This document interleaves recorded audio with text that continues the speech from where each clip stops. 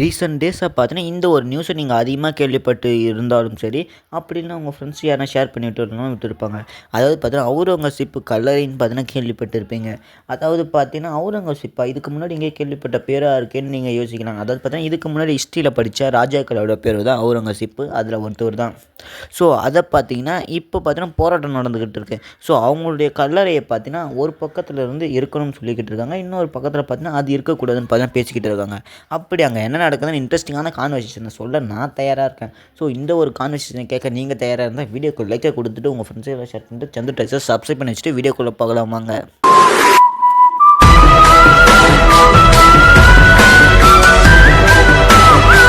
இதுக்கு முன்னாடி நம்மளுடைய முன்னோர்களை அதாவது ஆட்சி செஞ்சுருந்தவங்கள பார்த்தீங்கன்னா, ஸோ அவங்களுடைய கல்லறையே இப்போ இருக்கவே கூடாதுன்னு ஒரு பக்கம் பார்த்தீங்கன்னா போராடிக்கிட்டு இருக்காங்க. ஸோ இது பார்த்தீங்கன்னா பெரிய வன்முறையாக வெடிஞ்சுக்கிட்டு இருக்குது. ஸோ மிகப்பெரிய ப்ரொட்டஸ்ட்டாக மாறிக்கிட்டு இருக்குன்னு தான் சொல்லணும் இதுவும். இந்த ஒரு ப்ரொட்டஸ்ட் எங்கே நடக்குதுன்னா, மகாராஷ்டிரா மாநிலத்தில் இருக்கிற ஜாம்பாஜ் இந்த ஒரு நகரத்தில் இருக்கிற முகலாய மன்னரான அவுரங்கசீப் அவங்களுடைய கல்லறையை பார்த்தீங்கன்னா, ஸோ ஒரு பக்கத்துலேருந்து அகற்றம் அதாவது பார்த்தீங்கன்னா அந்த இடத்துலேருந்து இருக்கவே கூடாதுன்னு பார்த்தீங்கன்னா போராட்டம் பண்ணிக்கிட்டு இருக்காங்க.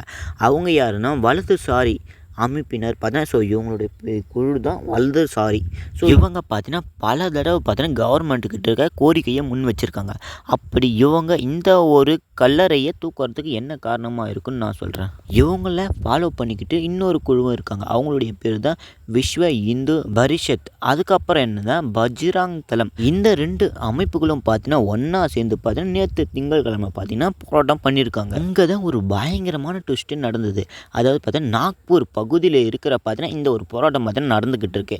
அதில் பார்த்தீங்கன்னா மோஸ்ட்டாக அங்கே இருக்கிற மக்கள் எல்லோரும் பார்த்தீங்கன்னா இஸ்லாமியர்கள். ஸோ அவங்க என்ன புரிஞ்சுக்கிட்டிங்கன்னா புனித நூலை பார்த்தீங்கன்னா எரிப்பதாக பார்த்தீங்கன்னா அவங்க புரிஞ்சுக்கிட்டு இருக்காங்க.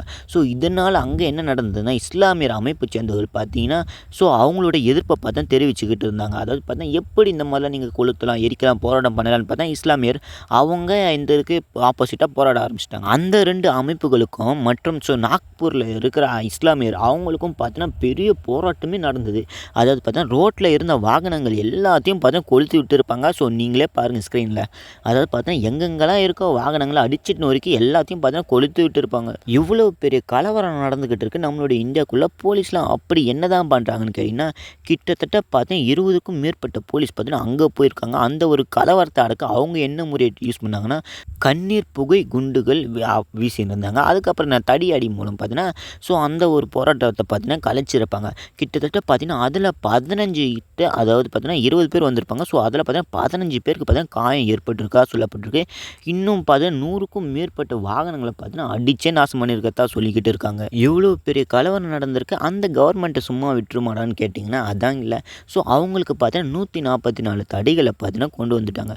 இனிமேல் அங்கே கொஞ்ச நாளைக்கு பிரச்சனை வரக்கூடாதுன்னு பார்த்தீங்கன்னா இந்த ஒரு முடிவை பார்த்தீங்கன்னா எடுத்திருக்காங்க. இந்த ஊரடங்கு பிளானை யார் கொடுத்தாங்கன்னா ஸோ அந்த ஒரு மாநிலத்தோட ஆணையர் ரவீந்திரநாத் சிங்கால் இவங்க பார்த்தீங்கன்னா இந்த ஒரு 144 தடைகளை பார்த்தீங்கன்னா கொண்டு வந்திருக்காங்க. இந்த ஒரு ஊரடங்கு எங்கெங்கெல்லாம் கொண்டு வந்திருக்காங்க நான் உங்களுக்கு சொல்கிறேன். அதாவது பார்த்தீங்கன்னா லைட்டாக கொஞ்சம் இந்த லாங்குவேஜில் மிஸ் ஆகும். அதை நான் உங்களுக்கு சொல்கிறேன். அதாவது பார்த்தீங்கன்னா கோட்வாலி, கணேஷ்பேட், லகட்கஞ்ச், பாச் பால்வி, சாந்திநகர், சக்ரதாரா, நந்தவனன், இம்மான்வடா, யசோதர் நகர் மற்றும் கபில் நகர். ஸோ இந்த மாதிரி இடத்துலலாம் பார்த்திங்கன்னா கொஞ்சம் அந்த பிளேஸ்லாம் சொல்ல வாயில் வரல, அதனால் நான் அப்படி சொல்லிட்டேன். ஸோ இந்த பிளேஸ்லாம் பார்த்தீங்கன்னா ஊரடங்கு சொல்லியிருக்காங்க. மருத்துவர்களுக்கு மட்டும்தான் போகணும்னு சொல்லியிருக்காங்க. மருத்துவ அவசர உதவிக்கு மட்டும்தான் போகணும்னு சொல்லியிருக்காங்க. மற்றபடி யாரும் வீட்டை விட்டு வெளியே வரக்கூடாத அளவுக்கு பார்த்தீங்கன்னா அங்கே ஊரடங்கு போட்டு வச்சுருக்காங்க. மகாராஷ்டிராவில் எப்படி இந்த மாதிரி நடந்திருந்தாங்க அவங்களுக்கு ஊரடங்கு இந்த மாதிரி போடுற அளவுக்கு பார்த்தீங்கன்னா வீட்டை விட்டு வெளியே வராத அளவுக்கு பார்த்தீங்கன்னா ஊரடங்கு போட்டுருப்பாங்கன்னு பார்த்துக்கோங்களேன். இந்த ஒரு தடையை மீறவங்களுக்கு பார்த்தீங்கன்னா அவங்களுக்கு பார்த்தீங்கன்னா ஒரு கேஸே புக் பண்ணி வச்சுருக்காங்க.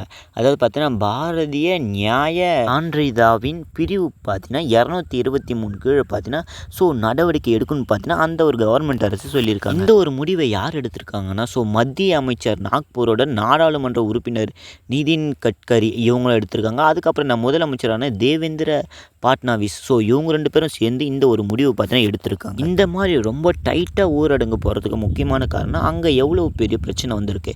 அதாவது பார்த்தீங்கன்னா மக்களோட அமைதியை காப்பாற்றணும். அதுக்கப்புறம் ஸோ அங்கே இனிமேல் பெரிய பிரச்சனைலாம் வரக்கூடாது.